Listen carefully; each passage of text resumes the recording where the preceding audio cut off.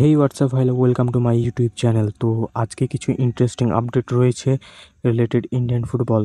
তো চলো আজকে ভিডিওটা শুরু করা যাক। তো ফার্স্টে যদি কথা বলি ট্রান্সফার আপডেটের, তো নর্থ ইস্ট ইউনাইটেড এফসির মিডফিল্ডার মোহাম্মদ আলী বেমামার সে কিন্তু চেন্নাইন এফসির সঙ্গে অ্যাডভান্স স্টেজে কথাবার্তা চালাচ্ছে।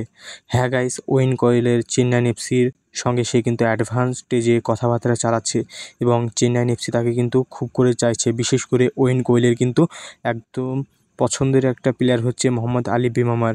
তো সে কিন্তু চেন্নাইন এফসির সঙ্গে সাইন করতে পারে এবং তার সাথে এটাও জানিয়ে রাখি যে আলী বেমামারের সঙ্গে কিন্তু নর্থ ইস্ট ইউনাইটেড এফসির যে 1 বছরের কন্ট্রাক্ট হয়েছিল তার সঙ্গে কিন্তু যেটাকে বলে না 1+1 ডিল, মানে সে কিন্তু চাইলে 1 বছর এক্সটেনশন করতে পারে। কিন্তু মোহাম্মদ আলী বেমামার কিন্তু যে চাইছে সে চেন্নাইন এফসির সঙ্গে নেক্সট সিজন খেলতে, মানে নর্থ ইস্টের সঙ্গে এই সিজনেই যে খেলাটা হয়ে গেল, তো এখানে কিন্তু সে তার কন্ট্রাক্টটা ছিন্ন করে চেন্নাইন এফসির সঙ্গে সাইন করতে পারে।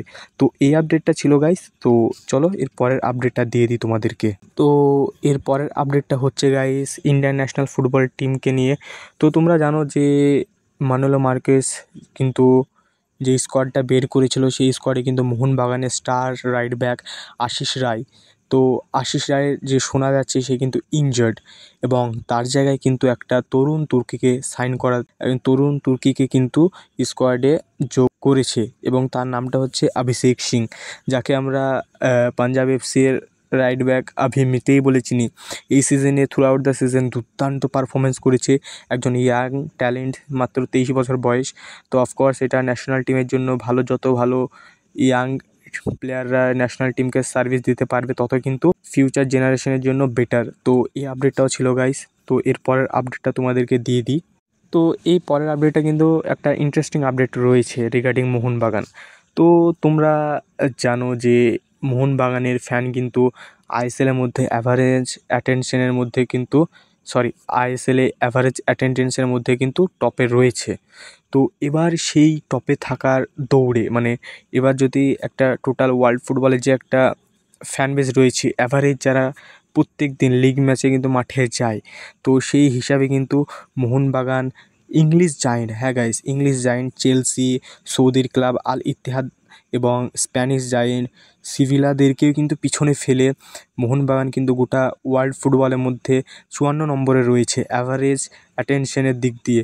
তো মোহনবাগানের অ্যাভারেজ অ্যাটেন্ডেন্স হচ্ছে কিন্তু 38,759 পার ম্যাচ। তো এটা একটা ইন্ডিয়ান ফুটবলের জন্য খুবই ভালো খবর। এভাবে যদি প্রত্যেকটা ফ্যান ক্লাবের অ্যাটেনশন যদি বাড়ে তো অফকোর্স ইন্ডিয়ান ফুটবল কিন্তু গ্রো করবে।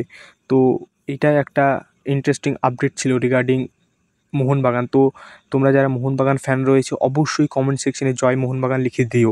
তো চলো এর পরের আপডেটটা তোমাদেরকে শেয়ার করি। তো এর পরের আপডেটটা হচ্ছে কিন্তু সাহাল আব্দুল সামাদকে নিয়ে। তো সাহাল আব্দুল সামাদ কিন্তু মোহনবাগান ফ্যানদেরকে নিয়ে একটা ইন্টারেস্টিং কথা বলেছে। তো কী কথা বলেছে সেই কথাটা কিন্তু তোমাদেরকে জানাই। তো সাহাল আব্দুল সামাদ বলেছে মোহনবাগান ফ্যানরা কিন্তু সত্যি অসাধারণ এবং তারা কিন্তু সত্যি প্রত্যেকটা গেমে তারা কিন্তু, আমরা তো প্লেয়াররা খেলি কিন্তু তারা প্রত্যেকটা গেমে কিন্তু ইম্প্যাক্ট ফেলে এবং তারাই কিন্তু হচ্ছে আসল হিরো। এবং এই শিল্ডের যে ম্যাচটা রয়েছিল এফসি গোয়ার সঙ্গে, সেই ম্যাচে কিন্তু আমি স্ট্যান্ডে বসে দেখেছিলাম 61,000 ফ্যানের সঙ্গে। তো এই অনুভূতিটা আমি বলে প্রকাশ করতে পারবো না, এটা সত্যি অসাধারণ। তো এই একটা কিন্তু ইন্টারভিউয়ে জানিয়েছে সাহাল আব্দুল সামাদ। তো তোমাদেরকে এই আপডেটটা পেয়ে কেমন লাগলো অবশ্যই জানিও। তো চলো আজকের মতো ভিডিওটা এই পর্যন্তই, দেখা হচ্ছে নতুন কোনো একটা ভিডিওতে।